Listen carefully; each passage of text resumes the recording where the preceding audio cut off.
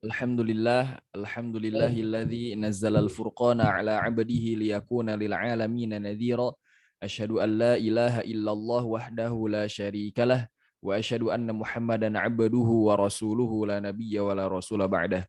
Allahumma shalli wa sallim ala nabiyyina Muhammadin wa ala alihi wa sahbihi wa barik wa sallim. Alhamdulillah bisa bertemu kembali dengan sahabat-sahabat semua yang mungkin tidak bisa disapa satu persatu.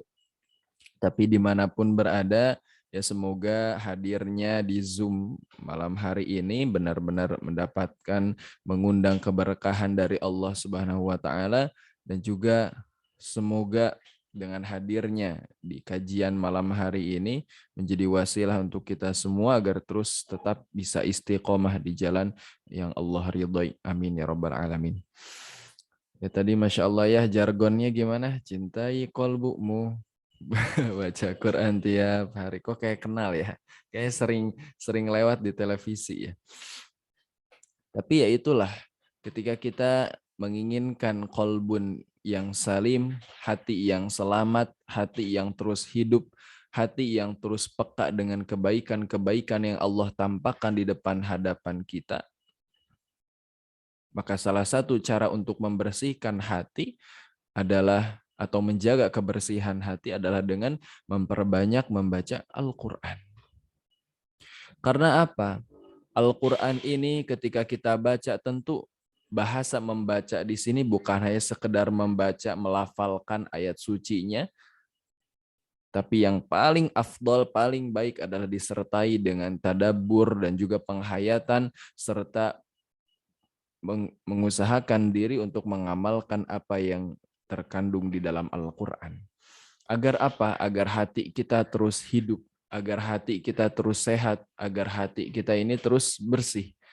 Karena yang sudah disebutkan, dibahas di kajian pekan kemarin, orang yang selamat di akhirat nanti adalah orang yang terhindar dari segala macam penyakit hati. Terutama apa yang sudah disebutkan, dibahas di pekan kemarin adalah tentang ujub dan hasad. Ya, dua hal ini yang terkadang menggelincirkan banyak sekali dari kaum muslimin yang memang mungkin pada dasarnya dia sholat, ya, dia hadir di kajian, dia pun mungkin bersodakoh, ya, memberikan harta jiwa raganya untuk agama Islam ini, tapi ternyata dikotori, dinodai, dan juga dicemari oleh penyakit-penyakit hati, khususnya ujub dan hasad yang kerap sekali menggelincirkan kita semua. Maka salah satu caranya, ya, agar terhindar dari itu semua adalah dengan memperbanyak membaca Al-Quran. Dengan kita mempersering banyak baca Al-Quran, ya, hati kita menjadi bersih, menjadi jernih, menjadi sehat, selamat, hingga akhirnya kita bisa mengambil hikmah dari setiap kejadian, dari setiap peristiwa yang ada di hadapan kita. Bukan hanya sekedar ada peristiwa, ada kejadian yang terjadi, lewat saja. Tapi seorang muslim, seorang mukmin yang diberikan kejernihan hati oleh Allah Subhanahu wa taala, dia bisa mengambil hikmah. Dia bisa menjadikan setiap yang terjadi di hadapannya itu menjadi lebih dekat pada Allah Subhanahu wa taala. Dan orang yang diberikan hikmah itu tidak sembarangan. Tidak semua orang bisa diberikan hikmah. Karena hikmah hanya diberikan oleh Allah Subhanahu wa taala. Sebagaimana Luqman yang disebutkan di surah Luqman, Luqman ini, ya, bukanlah seorang nabi. Mungkin masih banyak yang bertanya-tanya ya di luar sana, apakah Luqman ini seorang nabi atau bukan? Apakah seorang wali Allah, apakah orang yang spesial, apakah mendapatkan wahyu atau tidak? Tinggal kita kembalikan saja ke Al-Quran, ke surah Luqman ayat 12. Di sana dijelaskan bahwa yang diberikan oleh Allah Subhanahu wa taala kepada Luqman bukanlah wahyu. Akan tetapi apa? A'udzubillahi minasyaitonirrajim. Walaqad ataina Luqmanal hikmata an ishkur lillah. Kata Allah Subhanahu wa taala, yang diberikan oleh Allah kepada Luqman adalah al-hikmah. Luqman ini hamba sahaya, kulitnya hitam, ya, mungkin tidak terpandang, tidak banyak yang mengaguminya, tidak banyak pula yang menganggapnya, menganggap keberadaan tidak banyak. Dia hamba sahaya, maka perdebatan sudah selesai sampai di sini. Apakah Luqman ini nabi atau bukan sudah bisa dilihat dari asal usulnya. Luqman seorang hamba sahaya, maka seorang nabi tidak mungkin dari hamba sahaya. Seorang nabi haruslah dari golongan orang-orang yang merdeka, hurriyah, merdeka, bukanlah seorang hamba sahaya. Maka Luqman bukan seorang nabi, sebagaimana kata para ulama sudah disepakati secara ijma bahwa Luqman ini bukan seorang nabi, tapi seorang hamba sahaya yang diberikan hikmah oleh Allah Subhanahu wa taala. Lalu apa? Lalu Luqman ini menjadikan ilmu, menjadikan hikmah yang diberikan Allah Subhanahu wa taala ini sebagai sarana untuk lebih mendekatkan diri kepadanya, ya, seperti dijelaskan di surah Luqman ayat 12 ini. Mungkin bisa kita sambil lihat tampilan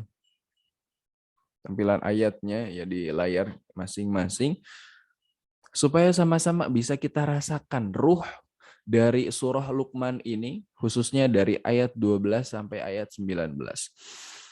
Di ayat 12, walaqad atayna Luqmanal hikmata anishkur lillah.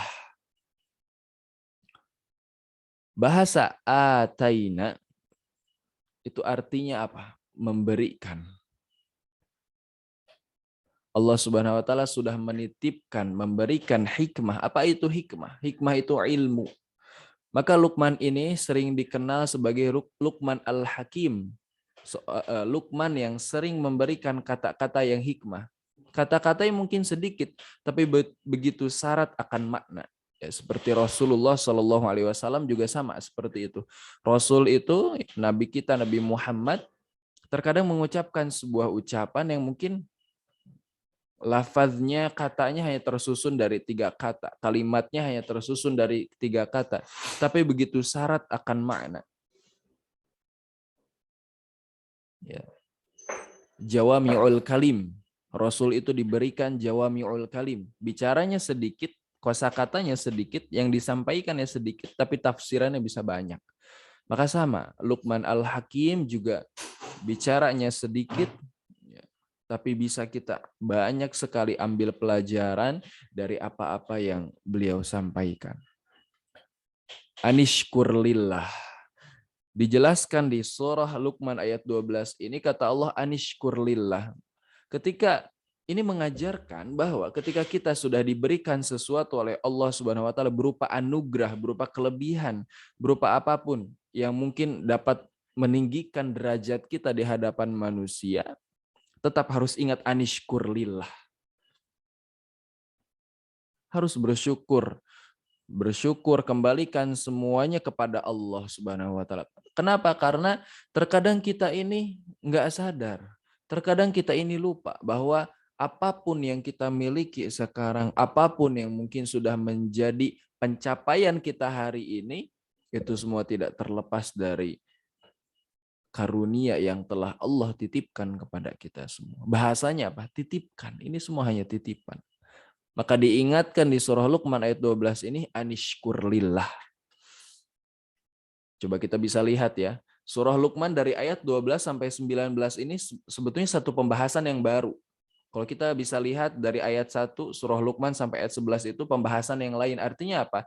Ketika kita ingin membuka pembahasan yang baru, ingat dulu, harus selalu ingat bersyukur kepada Allah.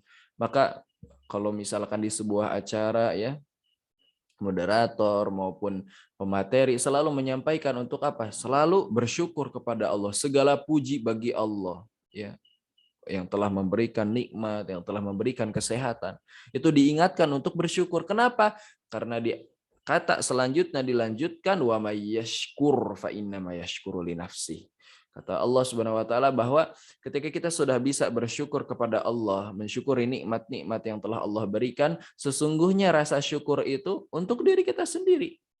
Kenapa? Karena orang yang bersyukur akan dicintai oleh Allah. Sebaliknya, wa man kafara, apa selanjutnya, wa may yashkur fa innama yashkuru li nafsihi, wa man kafara fa innallaha ghaniyyun hamid. Sebaliknya ketika kita kufur atas segala nikmat yang telah Allah berikan, sebetulnya itu tidak mempengaruhi kekuasaannya Allah Subhanahu wa taala. Allah jelaskan, Allah tutup ayat ini dengan fa innallaha ghaniyyun. Allah Maha Kaya, Hamidun. Allah pun Maha terpuji. Jadi bersyukur kepada Allah itu adalah kebutuhan kita. Agar apa? Agar kita menjadi hamba-hamba yang dicintai dan disukai oleh Allah Subhanahu wa taala. Kenapa? Karena sebaliknya. Ini juga menjadi penjelasannya ada di surah Ibrahim ayat 7. Apa? Wala in syakartum la azidannakum. Ketika kita bersyukur pada Allah maka akan dikasih ditambah nikmatnya.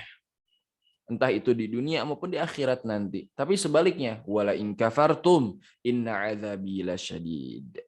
Kata Allah sangat tegas, jelas dan singkat. Sesungguhnya yang kufur terhadapku, kepadaku, pada nikmat yang telah Allah berikan, kata Allah, apa? Wala in kafartum inna adzabi lasyadid. Sesungguhnya azabku begitu pedih. Ya, itu mungkin sebagai pembuka ya dari ayat 12 ini, karena yang sebetulnya akan kita bahas belajar dari Luqman Al-Hakim adalah ini juga sesuai request dari teman-teman, dari sahabat-sahabat tamatin semua. Kita belajar dari sisi parentingnya. Kita belajar dari sisi parentingnya, walaupun saya belum menjadi seorang bapak sejati ya. Mungkin sudah jadi bapak, cuman anaknya belum Allah takdirkan untuk lahir. Tapi mudah-mudahan semoga dari kita membedah ayat di surah Luqman dari ayat 12 sampai ayat 19 ini, semoga ada sesuatu yang bisa kita ambil sebagai hikmah, sebagai sesuatu yang bisa kita amalkan di setiap harinya kita. Baik, kita lanjut ke ayat selanjutnya. Ayat sebelumnya saya izin bacakan kembali. Walaqad atayna Luqmanal hikmata an ishkur lillah wa may yashkur fa innama yashkuru li nafsihi wa man kafara fa innallaha ghaniyyun hamid. Lalu dilanjutkan ayat 13-nya, wa idz qala Luqmanu li banihi wa huwa ya'idhuhu ya bunayya la tusyrik billah innasyirka la dzulmun 'adzim. Kata Allah Subhanahu wa taala menjelaskan, menceritakan tentang kondisi seorang Luqman yang dipenuhi dengan hikmah kalamnya atau perkataan obrolannya. Apa? Wa idz qala Luqmanu li banihi. Luqman mengajak bicara kepada anaknya. Jadi ini juga bisa menjadi pelajaran ya bagi kita semua bahwa ternyata yang lebih banyak peran komunikasi khususnya kepada anak itu adalah seorang bapak, seorang ayah, seorang suami. Ini begitu detail dijelaskan ya di surah Luqman ini bagaimana hubungan seorang Luqman dengan anaknya begitu dekat dengan adanya panggilan ya bunayya. Masya Allah ya, kita bisa pelajari dari kata ya bunayya, wahai anakku. Dalam bahasa Arab arti kata ya bunayya bukan hanya sekedar panggilan wahai anakku, tapi apa? Itu adalah panggilan wahai anakku yang disertai dengan kasih sayang dan juga penghormatan. Ada kesetaraan di sana, ada kedekatan di sana, ada hubungan batin yang begitu kuat di sana. Artinya apa? Ketika seorang ayah sudah memanggil anaknya dengan panggilan penuh kasih sayang, itu tandanya sudah terjadi komunikasi yang panjang antara ayah dan anak. Artinya apa? Luqman ketika menasihati, mengajak ngobrol anaknya, ini bukan yang pertama kali. Ada proses rentetan sebelumnya, bahkan dari semenjak anaknya berada di dalam rahim ibunya. Itu sudah ada bagaimana banyak sekali interaksi-interaksi secara tidak langsung dari seorang ayah kepada anaknya. Salah satunya apa? Ini juga menjadi pegangan untuk kita semua, para suami, mungkin para ayah ataupun para orang tua. Mendekatkan diri kepada Allah ketika anak kita masih di dalam rahim, itu adalah salah satu bentuk pendidikan yang paling berharga. Itu yang menentukan sebetulnya apakah anak kita ini nanti akan menjadi anak yang soleh atau tidak. Karena pendidikan justru dimulai dari hubungan dan kedekatan kita kepada Allah Bahkan sebelum ada tanda-tanda bahwa istri kita akan hamil. Itu sudah harus ditanamkan, dibiasakan ya dalam diri kita semua, meningkatkan ibadah mahdhah maupun ghairu mahdhah kita. Ya, ini bisa diambil pelajaran, Masya Allah ya. Jadi kedekatan Luqman dengan anaknya bukan hanya ketika memberikan nasihat ini, tapi sebelum-sebelumnya sudah dibangun, ya ada proses yang panjang, ada rentetan nasihat-nasihat, untayan-untayan nasihat, dan juga obrolan-obrolan ringan antara Luqman dengan anaknya. Maka bisa terlihat dari cara memanggil Luqman kepada anaknya, ya bunayya. Insya Allah ya. Ini juga adalah panggilan yang dilafazkan oleh Nuh alaihi salam, Nabi Nuh alaihi salam kepada anaknya, ya bunayya irkab ma'ana. Kepada anaknya yang durhaka ya, dalam tanda kutip.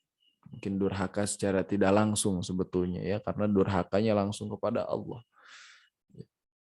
Menolak ajakan ayahnya untuk ikut serta masuk ke dalam kapal, tapi tetap Nabi Nuh alaihissalam memanggilnya dengan kata, ya bunayya irkab ma'ana. Wahai anakku, wahai anak kesayanganku, naiklah bersama kami. Begitu mungkin sedikit ya kita membedah dari kata ya bunayya, karena ini dalam sekali. Ya, arti kata dari ya bunayya begitu dalam. Kalau orang Arab kita dengar manggil anaknya ya bunayya, berarti memiliki hubungan yang spesial. Kalau kita mungkin di Indonesia ini apa ya? Ujang gitu. Kalau Ujang mungkin masih jauh ya, hubungannya masih jauh itu. Belum terbangun, belum terbentuk. Ya, mungkin ada panggilan spesial lah apa gitu ya. Mungkin karena saya juga belum mengalami ya. Jadi silahkan barangkali ada yang mau sharing juga silahkan. Ini jelas ya tampilan ayat Al-Qur'annya. Nah, kalau tidak jelas bisa silahkan kabari kami. Karena ini menjadi penting agar apa? Agar bisa merasakan semuanya bahwa apa yang saya jelaskan ini, apa yang kami jelaskan di sini itu berdasarkan ayat Al-Qur'an. Itu ya, insya Allah. Lalu dilanjut apa? Kata Luqman kepada anaknya, wa huwa ya'idhuhu, dan dia memberikan nasihat kepada anaknya, ya bunayya la tusyrik billah. Ternyata nasihat pertama yang benar-benar secara serius disampaikan oleh Luqman kepada anaknya adalah la tusyrik billah. Inna syirka la zulmun azim. Kata Luqman pada anaknya, wahai anakku, wahai anak kesayanganku, la tusyrik billah. Janganlah berlaku syirik kepada Allah. Janganlah engkau mempersekutukan Allah Subhanahu wa taala. Karena apa? Inna syirka la zulmun azim. Karena sesungguhnya kesyirikan adalah kezaliman yang paling besar. Kita itu diperintahkan oleh Allah dan Rasul untuk tidak berlaku zalim. Karena apa? Inna zulma zulumatun yaumal qiyamah. Sesungguhnya kezaliman yang kita lakukan di dunia akan menjadi sebuah kegelapan yang sangat pekat di akhirat nanti. Artinya apa? Orang yang banyak kezalimannya, orang yang sering melakukan zalim akan merasakan sulit sekali ketika di akhirat nanti. Secara hisabnya berat, ya. Mungkin nanti juga mizannya dan juga nanti di kontoroh akan ditagih oleh Allah. Ya, akan ditagih oleh Allah, akan ditanya oleh Allah, siapa yang telah engkau zalimi? Datanglah nanti orang-orang tersebut. Pahalanya orang yang zalim itu akan diberikan kepada yang dia zalimi. Lalu dosa orang yang dia zalimi akan dipindahkan kepada orang yang zalim tersebut. Na'udzubillah. Wal'iyadzubillah. Semoga Allah menghindarkan kita dari perilaku zalim. Dan kezaliman yang paling besar dijelaskan, inna syirka la zulmun azim, adalah kesyirikan. Ya. Syirik itu bukan hanya sekedar menyembah kepada selain Allah, bukan. Ketika kita menjadikan Allah atau menjadikan selain Allah sebagai wasilah untuk mendekatkan diri kepada Allah seperti dijelaskan di surah Az-Zumar, itu termasuk kesyirikan. Ya. Jadi sama ya, sebetulnya dulu juga apa namanya, masyarakat Arab ya, sebelum datangnya Islam mereka menyembah selain Allah. Ana nusi itu ya, ana dilupakan. Ini apa ayatnya? Oh ya, liyuqarribuna ilallahi zulfa. Disebutkan di surah Az-Zumar bahwasanya dahulu para jahiliyah, Arab jahiliyah menyembah kepada selain Allah itu alasannya untuk liyuqarribuna ilallahi zulfa, untuk menjadikan dirinya lebih dekat kepada Allah. Jadi hanya sebagai wasilah saja. Ibadah kepada selain Allah, mendekat diri kepada selain Allah itu sebetulnya dijadikan alasan untuk menjadi wasilah agar lebih dekat kepada Allah. Tapi tetap ini termasuk kesyirikan. Ya, ini masih banyak sekali kita jumpai. Kalau misalkan teman-teman yang sudah, sahabat-sahabat semua yang pernah ke daerah Jogja atau mungkin ke Jawa Tengah atau mungkin di daerah sana ya, yang lebih mungkin pelosok-pelosok juga masih banyak dilakukan praktek-praktek kesyirikan seperti ini. Mungkin ke pohon ya, mungkin ke batu atau ke benda-benda lainnya dengan alasan agar lebih dekat pada Allah, menjadi wasilah. Ini juga sebuah pemahaman yang harus diluruskan. Terkadang seseorang melakukan ini dengan dalih bahwasannya, kan kita kalau misalkan mau ketemu presiden, pasti akan lebih mudah kan kalau misalkan ada orang dalam, kan gitu. Analoginya seperti itu, logikanya seperti itu. Padahal Islam ini ya, tauhid akidah kita tidak dibangun atas logika yang datangnya justru belakangan. Kita dituntut, kita diperintah oleh Allah dan Rasul-Nya untuk mengedepankan iman. Bukan logika, bukan akal. Tapi iman. Iman itu di dalam hati. Keyakinan yang tidak ada keraguan pun sedikit di dalamnya. Itu mungkin sedikit ya. Sebetulnya memang panjang sekali kalau kita akan membahas bagaimana seorang Luqman ini memberikan nasihat kepada anaknya. Tapi intinya adalah nasihat pertama yang paling serius disampaikan oleh Luqman kepada anaknya ternyata bukan menyuruh ibadah atau apa, tapi menanamkan fondasi akidah. Akidah yang lurus. Ini bisa kita praktekkan dalam keseharian kita, mungkin sekarang, zaman sekarang ini, ya, anak-anak kita kemarin juga ya, di RDA ini sempat ada sharingnya, karena di RDA pun ada kutab. Di sini ada kutab namanya An-Najah Home Education AHE ya. Sempat ada yang datang ke sini memberikan ilmunya, sharing dari Bandung ya, dari kutab Bandung, menjelaskan bahwa kita sebagai orang tua ini jangan sampai terlalu membebani anak dengan beban-beban syariat. Fokus kita bagaimana menyuruh anak kita untuk melaksanakan sholat 5 waktu, padahal umurnya belum genap 7 tahun. Sedangkan Rasul menyampaikan di dalam hadisnya, muru auladakum bis sholati, ketika 7 tahun. Suruhlah, ya, perintahkanlah anak-anakmu untuk melaksanakan sholat di umur 7 tahun. Itu baru perintahkan loh, belum dipaksa. Hanya perintahkan, sampaikan. Baru mulai dipaksa, mulai ketika memang agak berat untuk dilakukan dan ternyata enggan untuk melaksanakan sholat, ada hukumannya itu di usia 10 tahun. Jadi dari usia 1 sampai 7 tahun yang dilakukan adalah apa? Ya, lebih banyak sebetulnya 1 sampai 10 tahun ya, mohon maaf, 1 sampai 10 tahun yang banyak disampaikan adalah tentang penanaman akidah ya, bahwa Allah ini adalah Rob kita. Rezeki Allah yang ngatur, hujan Allah yang ngatur ya, tanaman, tumbuhan semua ditumbuhkan oleh Allah Subhanahu wa taala. Air diturunkan atas izin Allah ya, bukan atas izin siapa itu namanya? Rara ya, bukan. Bukan atas izin Rara ya. Buktinya sekarang di sini aja hujan gitu ya. Entah Rara tahu nggak di sini hujan atau enggak. Kita tanya aja. Saya kadang agak kesel juga ya kalau misalkan yang nemu yang seperti itu. Agak lucu. Tapi yang lebih lucu itu yang percaya sama Rara gitu. Itu lebih lucu. Jadi intinya adalah penanaman akidah pada anak kita lebih diutamakan ketimbang hanya sekedar memberikan apa namanya ya, kewajiban-kewajiban syariat yang bahkan itu belum sama sekali dihisap oleh Allah Subhanahu wa taala atas perbuatannya.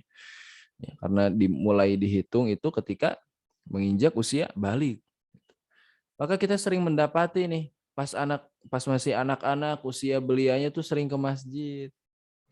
Sering mungkin azan ketika tidak ada yang azan, sering mungkin ngisi sholawat gitu ya.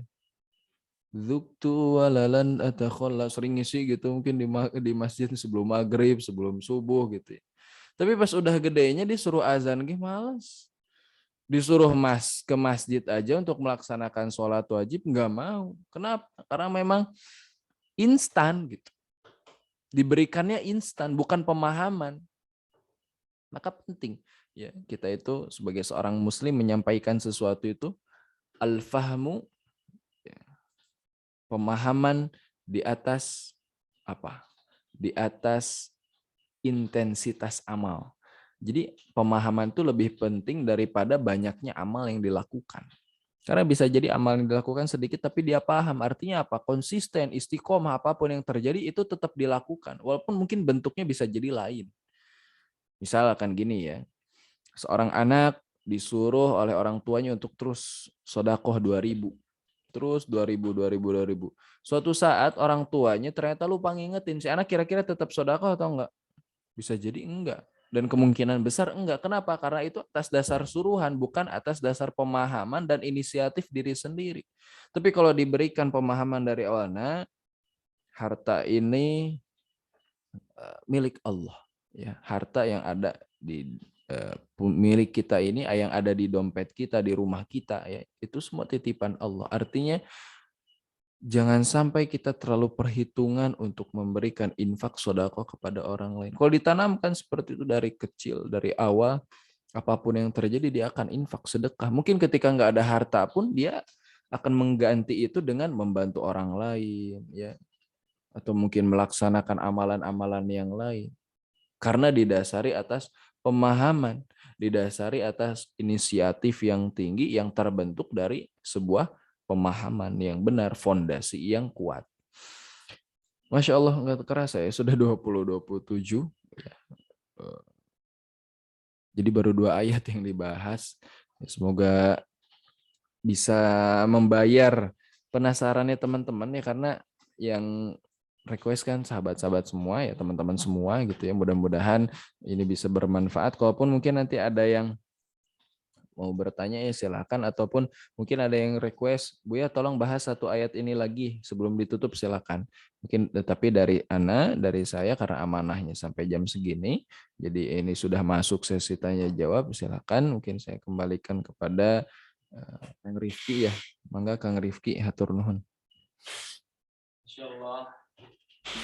Syukron jazakallah khairan katsira kepada Buya Maulana. Masya Allah, sangat luar biasa sekali ya materi yang disampaikan malam hari ini tentang kisah Luqman ya. Ternyata Luqman itu ya seorang hamba sahaya ya, bukan nabi, yang diberikan hikmah-hikmah ya oleh Allah Subhanahu wa taala. Dan tadi percakapan-percakapan dengan anaknya ya luar biasa sekali ya, sangat dekat sekali sosok ayah dengan anaknya. Dan ternyata yang banyak berinteraksi dengan anak itu ya bukan mamahnya tapi ayahnya ya. Dan di apa pondasinya di awal 1 tahun sampai 10 tahun itu pondasi akidahnya ya harus dimantapkan terlebih dahulu.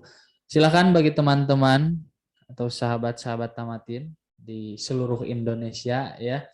Silakan jika ada yang ingin ditanyakan di seputar tema malam hari ini ataupun di luar, silakan bisa ya. Ini sudah ada ya.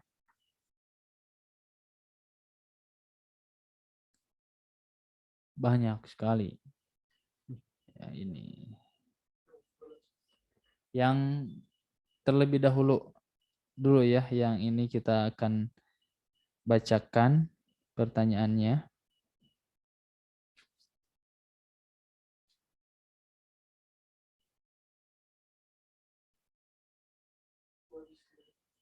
Dari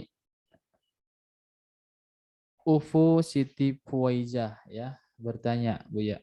Ya. Afwan, di sekeliling kita atau bahkan masih banyak orang yang sering mengamalkan suatu amalan seperti membaca surah Yusuf agar anaknya jadi tampan seperti Buya katanya. Itu gimana, Buya? Satu-satu atau itu termasuk ya. Afwan. Atau membaca beberapa surah setiap hari agar rezekinya lancar gitu. Bagaimana ya? Apa termasuk syirik atau gimana katanya, Buya? Ya. Ada lagi sekalian? Mungkin 2 aja ya. Satu lagi dari Aisyah Hanifah. Afwan, jika suatu amalan-amalan membaca ayat surah Luqman bagaimana? Gimana? Jika suatu amalan-amalan membaca ayat surah Luqman bagaimana? Dan bagaimana ketika sholawat mengerjakan sunnah-sunnahnya karena minta dilancarkan urusan hidupnya atau ada yang diinginkan? Masih Ya, panjang ya? ya. Hmm. Udah mungkin satu dulu itu yang Yang tadi awal dulu itu ya. ya. Baik, bismillahirrahmanirrahim. Semoga apapun yang keluar dari lisan ini benar-benar sesuatu yang dapat dipertanggungjawabkan. Tadi disampaikan ada surah khusus ya, surah khusus yang dibaca seperti surah Yusuf gitu ya.